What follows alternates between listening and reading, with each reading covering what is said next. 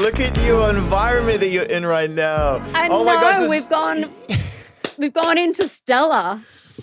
This is the best I could do, Kylie. This is the best I could do. I had to go for like the basic Marriott sort of beige curtain background vibes. That's the best I could do. I'm hoping those curtains are going to open and there'll be another reveal of something. I'm going to open those curtains. You're going to see my neighbor having a shower is what you're going to see. See, all my budget's gone straight up. There's no second level. I don't buy that for a second because you simply cannot say that when you've made an album as rich sounding as this. My gosh. Oh my God, Wow. how pretty. Start to finish, just absolutely dripping in tasteful disco. And this is someone who is deep in the disco game. I'm a fan, and as a DJ, deep disco.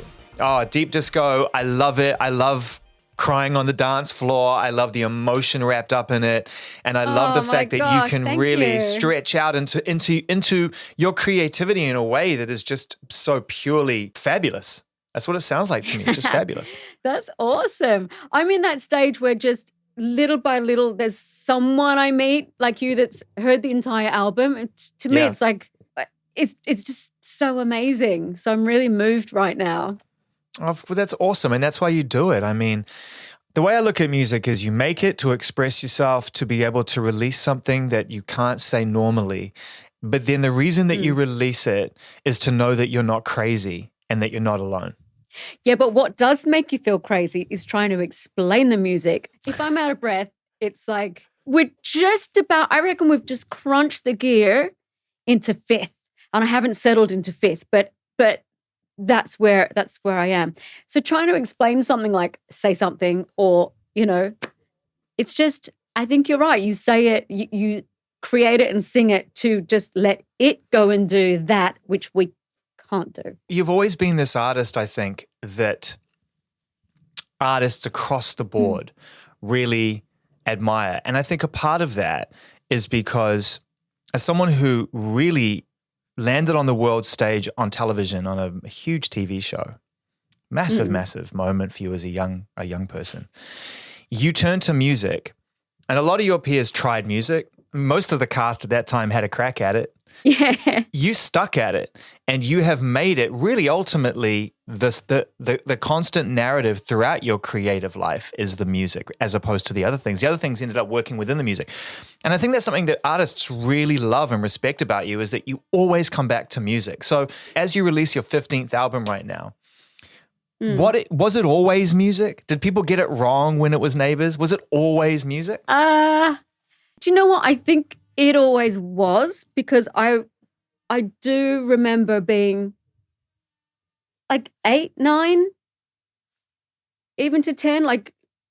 So I was 10 in 78, and I've just have been talking about this with disco and my first, how it was just in my system. But I did have this little daytime fantasy when I was young. I reckon maybe 8 or 9. That the father who lived next door would hear me sing and that he would be a record producer. So I remember having that kind of, but I thought every kid had that. But then if you want to be the Ronaldo of the football world, you might think every kid wants, that was my thing. And I don't recall having the acting dream when I was younger. It was music. I don't recall having the fame dream either. I think I just wanted to sing. It took me a long time to get okay at it. I don't know about that. I mean, but so acting was not something that I pursued when I was 11. It just came through a friend of my mom's. They were looking for someone for a TV show. They asked my mother if she would take me and my sister in for the audition. What do we know about the acting world or anything? So off we trotted and I got the role. So I had that little bit of experience in TV, not because I was nagging my mum. I didn't go to stage school. I didn't do any of that stuff. But I did go to music class when I was 4 years old. So I think it was always music. I've actually never really told the story like that. But yeah, if I'm looking at, was it that one or that one, music would be the winner. Oh, wow. And you have given so much to music. You have, I was just going through your records before we spoke because I need to remind myself. I mean, and by the way, just oh my God, if I could sidebar for a second, one of my favorite songs is this banger, which is like, it's not even, this is such a banger. Oh my God, Wow is out of control. There's a little bit of Greg Kirsten there. Well, he's a genius. I mean, I love Greg, but so we wrote that song. I love that song. So that was born in Ibiza. We were in this. Listen to it. It's so good. And that was a little dream come true moment. And I remember the first time I heard that song, and you know, you were still, I mean, everything you were putting out was smashing out the park. But the first time I heard that song, I was like, I have to play that song in my DJ sets. Like, God. Immediately. So good. Yeah. I mean, I'm sorry, I just had to nerd out. But my point was, you were going to tell us a story about writing that song in Ibiza, so I'm not going to get in your way on that. Oh, only that, you know, like Greg Kirsten is such a legend, but I've got this amazing memory of him. So I'd been ill. I had breast cancer. I did all my treatment. I came back and made an album. And I just wanted to give myself I just wanted to like, I don't know, I was so eager for freedom and for you know, to see the horizon and, you know, to try to have nice stuff around. And so I suggested, you know, could we just go to Ibiza and do some writing there? And maybe they just felt sorry for me and said, okay, like, just give her a break, throw the girl a bone. And so, yeah, I got to go to Ibiza with Greg Kirsten and Karen Poole, who's an awesome writer, great pop writer, and she and I go back a long way as well. And so we rented this big villa that had this incredible view, and Greg, actually, the mic that he'd ordered didn't arrive, and so we used the kind of backup one he'd packed in his case. It was all a bit kind of homespun.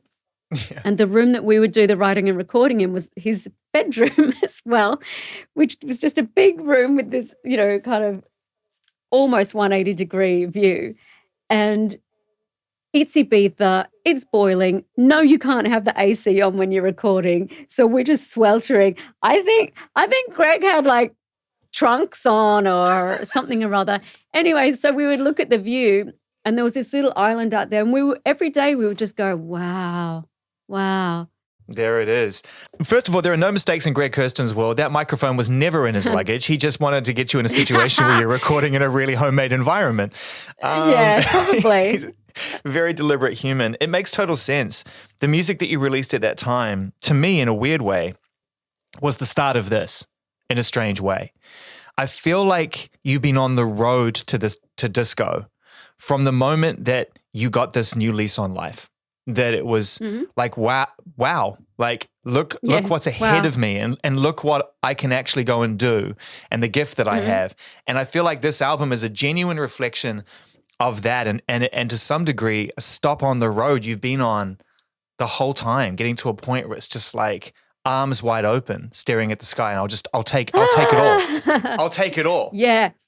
Give me the lasers, give me the lights, give me the floor that lights up, and just play, don't stop, eternal, infinite. Just go, start to finish, and you are in such a great form, in such a great space. How did you get to this place where music and life were going to reflect each other in perfect harmony, and you can make this really joyous record? When did you know this was what you were going to make? I know exactly when the seed was planted. And once it was planted, it wasn't going to go anywhere. It's hopefully just going to grow. So the album Golden was more introspective, dealing with stuff. Absolutely loved going to Nashville and having my 2 weeks there writing. I learned you just being there and being with the peeps there. It's like osmosis. You just absorb kind of lessons that you Music City didn't even know you needed. It's like you're drinking it. Yeah. And so that was that did mirror my life then, in that I was just trying to get back on terra firma, just go, wow, that was just a really human experience I went through that anyone can relate to, and deal with a breakup, tail between my legs. What was I thinking? How did I get it so wrong? Move on. So I'm always cautious to say it wasn't a breakup album. I was reclaiming my sense of self and just kind of confronting, okay, that was that. I can see clearly now. That's what that album was about. And so for this one in 2018, sorry, backtrack a bit. In 2018, I did the Golden Tour. So it had that kind of, obviously the country influence, and the loose narrative that no one really needed to fully understand at the show, but it was there, was we had this imaginary world. It's like, imagine Donna Summer is in LA, but she's got a gig at Studio 54. She's got to get to that night, but the flight's cancelled. So they get on a bus. So it's this journey. They go via Nashville. Now they're in a bar. They're in there, and they end up at Studio 54. So we had this the final section of the show pre the encore, which was Studio 54, and it was, wow, our fantasy version of what it might be like, and what we can put in trucks and tour around. And it was just the coolest place to be. It was just, all the dancers had characters. They were all like, we had Elton John there. We had, oh God, like, a version of Grace Jones, Andy Warhol. Again, they weren't like kind of clown versions, but it was just to kind of get the spirit. So I knew then, even though I was promoting Golden Album, that this was a really nice place to be. You wanted to stay there. You wanted to stay in I wanted Studio to stay 54. there. And then in 2019, I did the Greatest Hits tour, so we kind of kept that section. And then at that point in time, I was like, I can't wait to get back in the studio. I know we can't fit the hits in a show anymore, but I want to go back in the studio. So to your point about the album being kind of future looking, I feel like that's where I'm at the moment. Life's pretty good. I mean, 2020 is its own thing. But in my little world, making this album, it was good. I just wanted to. I think you explained it much better than I just did. No, it's. I mean, what it sounds like to me is an artist who is taking control of your narrative and deciding that actually as you said, there's a future. There's a lot to look forward to and a lot of things to. Because there's a whole lot that we don't know and you can't explain. Hence the Starfield. It's just, you can grab onto something at certain points in time, but you just don't know. So try to enjoy the glow that you can feel at any point in time.